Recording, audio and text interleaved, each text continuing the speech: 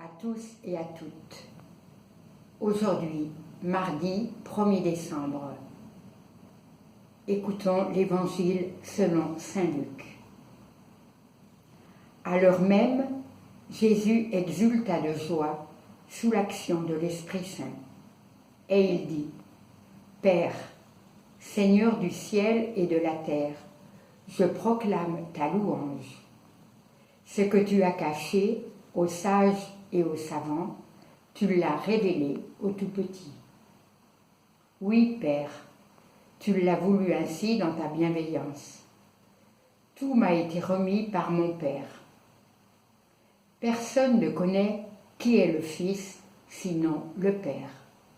Et personne ne connaît qui est le Père, sinon le Fils, et celui à qui le Fils veut le révéler.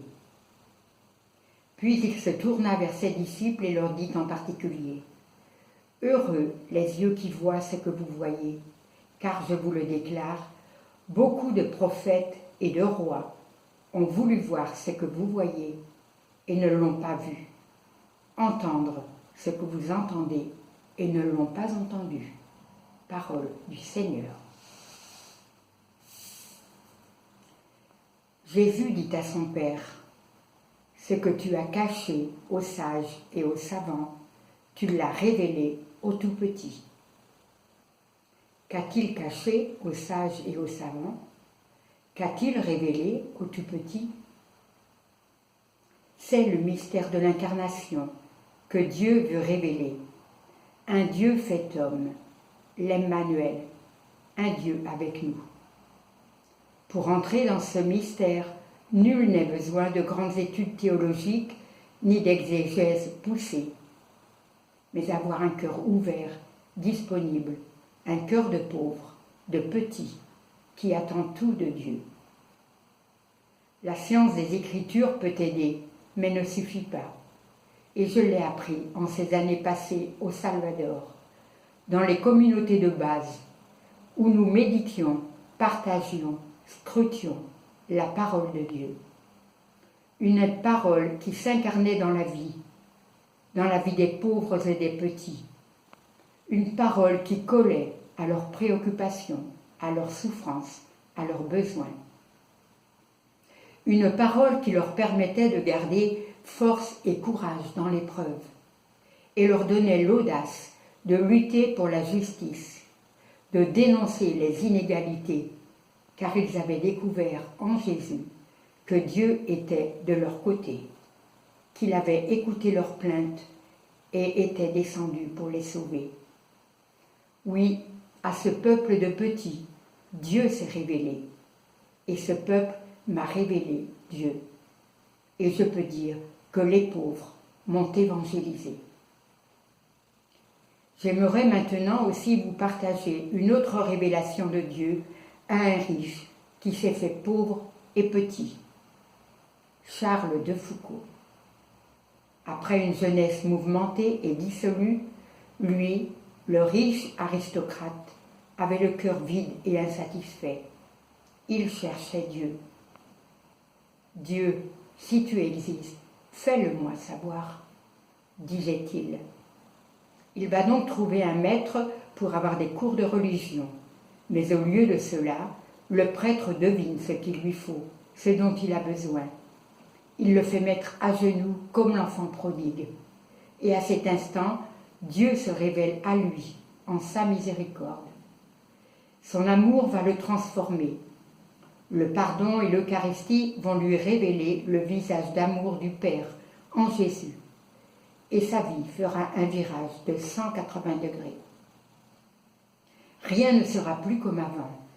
Il veut suivre Jésus, passer sa vie à l'aimer, à l'imiter, être pauvre comme lui. Après un temps à la trappe, il sera ermite à Nazareth. Là, Jésus va se révéler à lui comme un homme ordinaire dans une vie cachée, durant 30 ans, avant de partir sur les routes de Palestine pour annoncer la bonne nouvelle. Cette vie de Nazareth, vie de proximité avec les gens comme Jésus, il ira la vivre après son ordination sacerdotale au Sahara, au milieu des musulmans, essayer de se faire leur frère, un frère universel.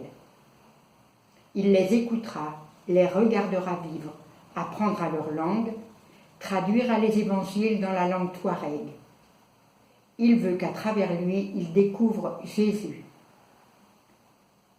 Il dira en 1905 « De toutes mes forces, je tâche de montrer, de prouver que notre religion est toute charité, toute fraternité, que son emblème est un cœur. » Puis il écrit encore « Se montrer frère, répéter que nous sommes tous frères en Dieu et que nous espérons être tous un jour dans le même ciel, prier pour les Touaregs de tout mon cœur, voici ma vie. » Cette vie d'amitié avec les Touaregs sera brutalement arrêtée le 1er décembre 1916, tués à la porte du fortin où ils vivaient en ce temps troublé de la Première Guerre mondiale.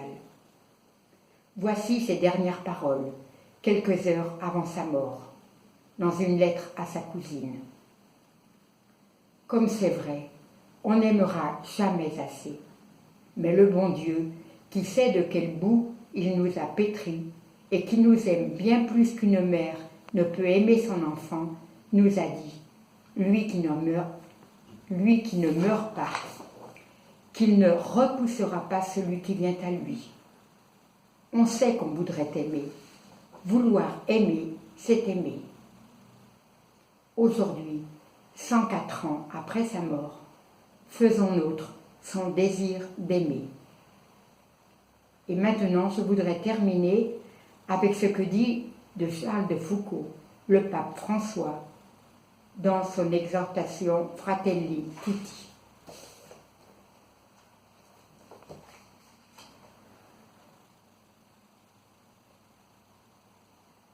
Il a orienté le désir du don total de sa personne à Dieu, vers l'identification avec les derniers, les abandonnés, au fond du désert africain. Il exprimait dans ce contexte son aspiration de sentir tout être humain comme un frère ou une sœur. Il demandait à un ami, « Priez Dieu pour que je sois vraiment le frère de toutes les âmes. » Il voulait, en définitive, être le frère universel. Mais c'est seulement en s'identifiant avec les derniers qu'il est parvenu à devenir le frère de tous. Que Dieu inspire ce rêve à chacun d'entre nous. Amen.